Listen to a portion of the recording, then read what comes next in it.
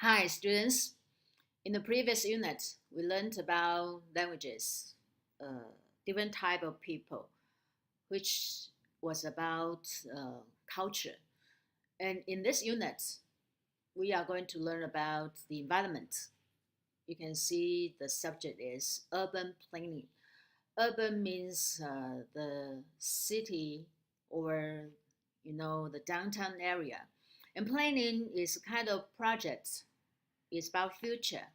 Okay, and then there are three lessons in this unit.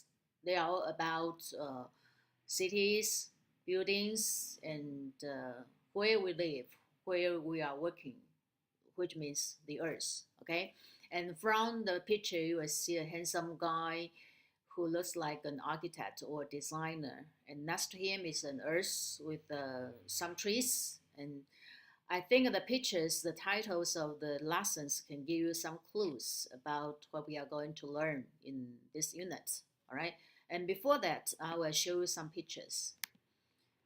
The first one is a city not so clear. All right, because this is city in the smoke or haze. All right, and if you think it looks familiar because this is a picture of Shanghai. All right, and then okay, it is familiar too, especially for people in Taiwan. Is a picture of typhoon, right? And then, okay, a group of factories, all right, and I think you are so familiar with them too, all right, because there are some chemical factories, planes on this island, all right, and then okay, you will see a lot of cars in the water, which means this is not just the water, it is called a flood, all right? It's kind of natural disaster. And then a very famous actor, Leonardo DiCaprio, right? A handsome actor, but also a very special person. All right, and then okay, Eiffel Tower, and then you will know this is the city of Paris. But maybe you are wondering why they are all here and what are they about? They are all about the change of the climate. Okay, I will explain that one by one. All right, the first one is about the city in the smoke. Smoke is a type of air pollutant. All right. Haze is also used to refer to the terrible air pollution, especially in China, in Shanghai, in Beijing. All right. And it also affects the countries near China. Right. And then ozone layer or ozone field. All right. Ozone layer or ozone field is a region of Earth's stratosphere that absorbs most of the sun's ultraviolet radiation. Ultraviolet radiation is the enemy of the women, right? Okay. And then the ozone layer absorbs 97 to 99% of the sun's median frequency ultraviolet light, which otherwise will potentially damage exposed life forms near the surface. So, um, although the concentration of the ozone in the ozone layer is very small, it is vitally important to life because it absorbs biologically harmful ultraviolet radiation coming from the sun. And why I mentioned this because, as we know, there is a hole in the ozone layer, which means the sun can scorch the earth directly, and every year the average temperature is getting higher, right? So we can see some very abnormal phenomena of the weather uh, appear on earth, and it brings about a lot of damage, and especially unpredictable large scale damage on earth. Okay, and then the next one is chemical plant. All right, a chemical plant is an industrial process plant that manufactures chemicals, usually on a large scale. The general objective of the chemical plant is to create new material wealth via the chemical or biological transformation and or separation of materials. This kind of plants usually will produce a lot of carbon dioxide. All right, these kind of plants are petrochemical plants or oil funneling. And then when you see the word chemical, then you will know something they produce might be useful to human beings, but as well as harmful to our health. All right, and then the next one is flood. All right, this is definition of flood. According to EU, flood detective is about covering by water of land normally covered by water. All right, that means okay, the coverage is very very very big. All right, and then Leonardo DiCaprio. All right, finally I want to introduce this famous American actor and the producer as well, who started his career performing as a child on television. But in 2015, DiCaprio played a fur trapper Hugh Glass in the survival drama The Revenant, for which he won the Academy Award for Best Actor. But that is not the reason I want to mention him here. All right, uh, Leonardo DiCaprio chaired the National Earth Day celebration in 2000, and then he also produced a film documentary. The name is 11 Hour, and then he had his own foundation, and um, he offered money to protect wildlife and the environment. The example is in July 2016, his foundation awarded 15.6 million American dollars to help protect wildlife and the rights of Native Americans, along with combating climate change. And he has been an active supporter of numerous environmental organizations and has sat on the board of the World Wild Fund, Global Green USA, International Fund for Animal Welfare, and the Natural Resources Defense Council. So he is not just an actor and you know, like a playboy, had a lot of affairs. He also makes a lot of efforts to um, be a very influential person uh, to promote the issues of protection of the environment. Okay, and in his daily life, he has the car of the hybrid and uh, Tesla. Tesla is kind of electric car, right? It doesn't it isn't powered by oil. It is powered by electricity.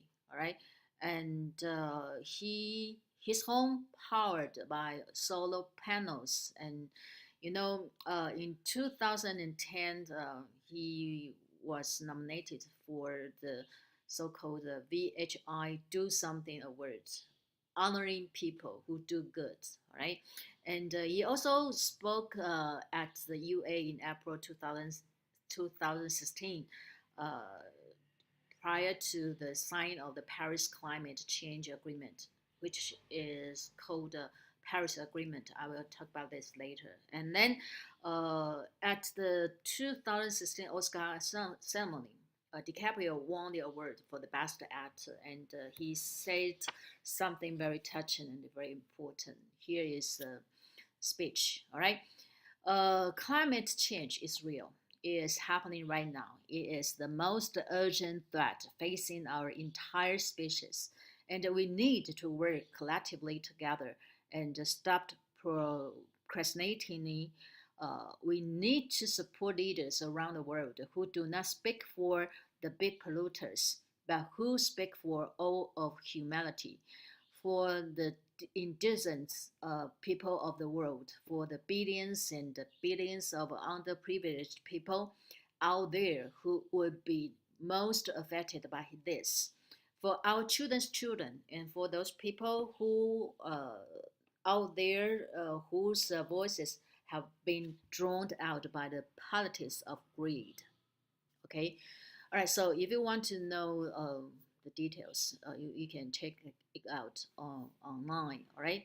And then next one is about Paris Agreement. It's kind of agreement within the United Nations Framework Convention on Climate Change, dealing with greenhouse gases emissions and mitigation, adaptation, and finance starting in the year 2020. All right, and a lot of countries signed this agreement. But as we know, Donald Trump, the new president of the United States, is trying to, stop these agreements. Okay, and then the next point is about carbon tax. All right, a carbon tax is a tax levied on the carbon contents of fuels. It's a form of carbon pricing. In fact, carbon tax offers social and economic benefits. It's a tax that increases revenue without significantly altering the economy while simultaneously promoting objectives of climate change policy. The objective of a carbon tax is to reduce the harmful and unfavorable levels of carbon dioxide emissions and thereby decelerating climate change. Decelerating means slow down, right? And its negative effects on the environment and the human health. All right, so a number of countries have implemented carbon taxes or energy taxes that are related to carbon content. And these countries are in Europe. I mean, most of them are in Europe. And unfortunately, many large users of carbon resources in electricity generation, such as the United States, Russian, and China, are resisting carbon taxation. All right, and then the next term is very familiar with us, right? Because it has been taught for a long time. Global warming. Global warming and climate change are terms for the observed century scale rise in the average temperature of the Earth's climate system and its related effects. Multiple lines of scientific evidence show that the climate system is warming, which means the temperature of the Earth is rising year by year. All right, and then the next one is our point. Okay, green buildings, and I want to talk about the history, and of course it starts in the United States, and there is so-called leadership in energy and environment design. Uh, has a set of rating system for the design, construction, operation, maintenance of the green buildings. All right, and then in other country, for example, in Britain, there is an organization which is called Building Research Establishment Environmental Assessment Methods, of course, for buildings and large-scale developments. And then currently, World Green Building Council is conducting research on the effects of green buildings on the health and productivity of their users, and is working with World Bank to promote green buildings in emerging markets, right? So it will become a kind of business, right? And then very similar concept is natural building, which is usually on a smaller scale and tends to focus on the use of natural materials that are available locally. And other related topics include sustainable design and green architecture and so on and so forth. Okay, and then a 2009 report by the U.S. General Services Administration found 12 sustainably designed buildings that cost less to operate and have excellent energy performance. In addition, occupants were overall more satisfied with the building than those in typical commercial buildings.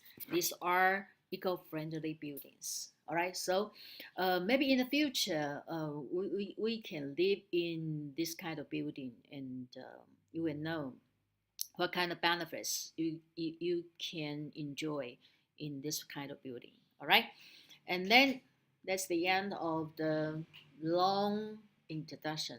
Then let's come to our lesson. The title is Green Buildings for a Better Future. All right, in this picture, you will see this is some kind of building quite different from the ordinary ones we have seen or we have lived in. All right, and then I hope in the future there are more and more this kind of buildings. All right, and then the first paragraph. Oh, before that, I will introduce uh, the history of the houses. Okay, and then we start from this picture, and that's the one, and this one. Are they familiar with you? All right, and then gradually, all right, we have tall buildings, taller and taller, and now, okay, we have Taipei 101, right? Okay, so before that, some questions I want to ask you. All right. The first one is, why do we need green buildings? I have told you, all right, in the introduction. All right. And then the second one is, do you know about the history of green buildings? I have given you a short introduction, but if you want to know the whole picture, all right, I hope you can do it by yourself, right? And then the next one is, are you a green person? How green you are. Green actually is a pun too here. A green person can mean a newcomer, a rookie. And then a green person in our lesson means you are eco-friendly, you are caring about our earth, and you will do something to protect the environment, right? Okay, all right. So maybe you can tell me later on in the discussion session, then what will you do?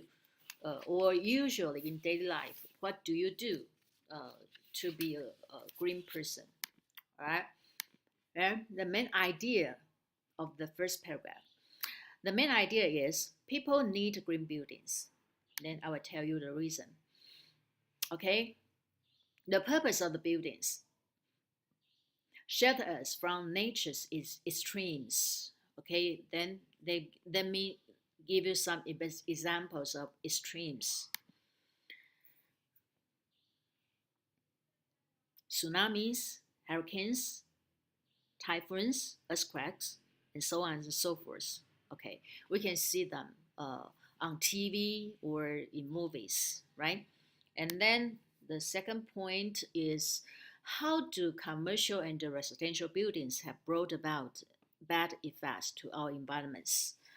How? Okay, people usually say home sweet home. However, it can not only protect us but also affect the environment, not in a good way, but in the bad ways.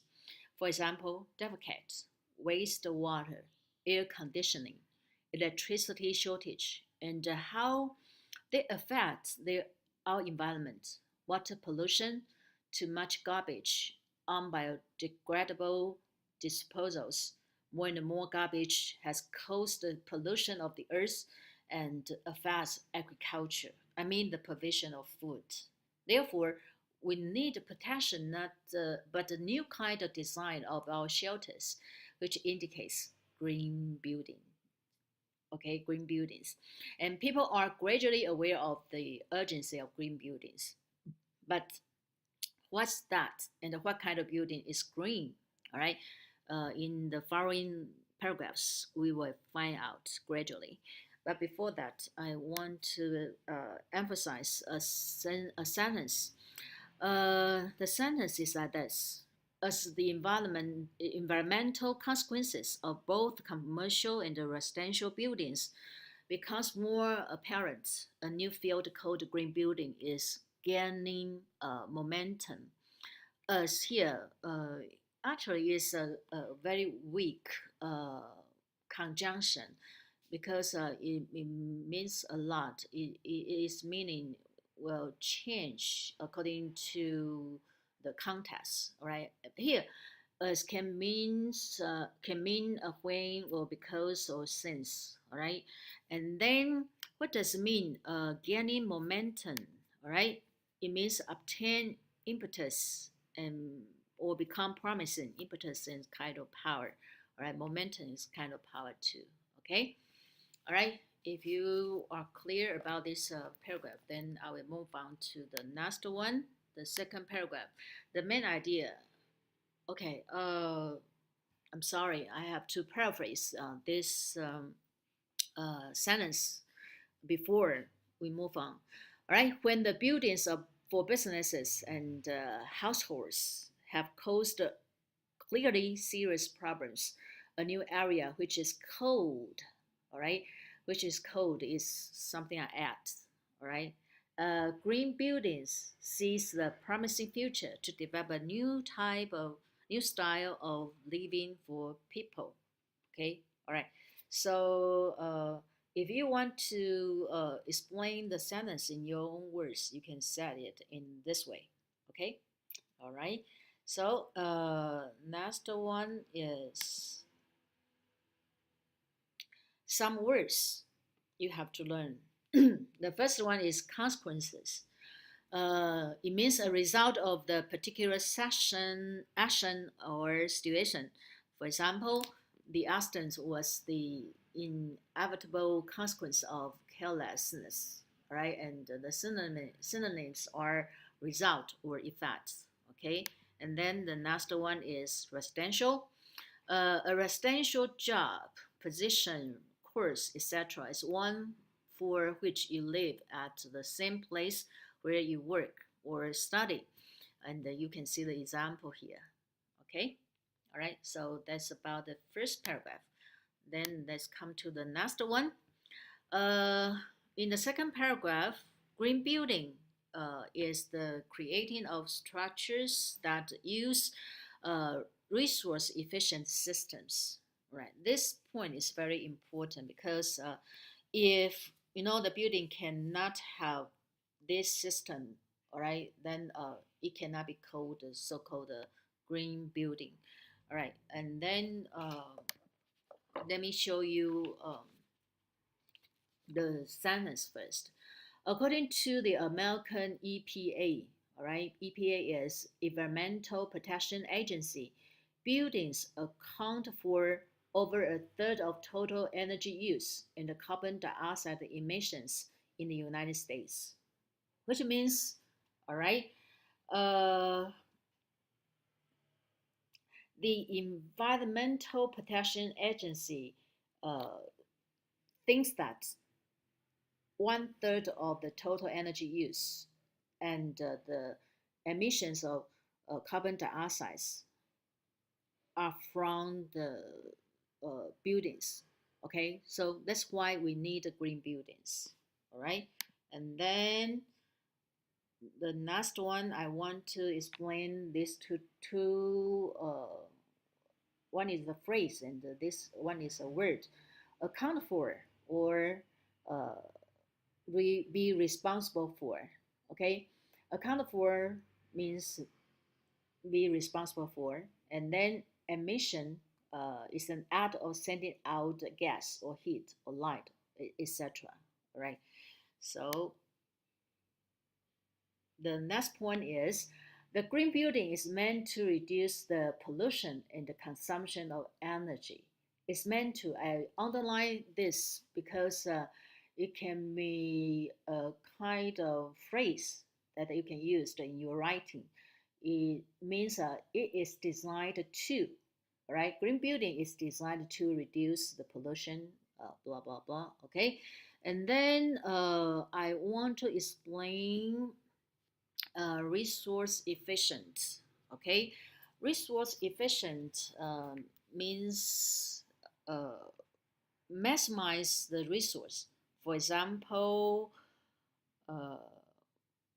50% using 50% of electricity to achieve the goal that 100% electricity can achieve. That means resource efficient. All right. And then reduction of the use of the water or natural materials such as wood, iron, ore, or so on. Make everything to the full extent. All right. And then there is a clearer picture about resource efficiency here. Basically, it means using fewer natural resources to achieve the same or improve output. It embodies the concept of achieving more from less.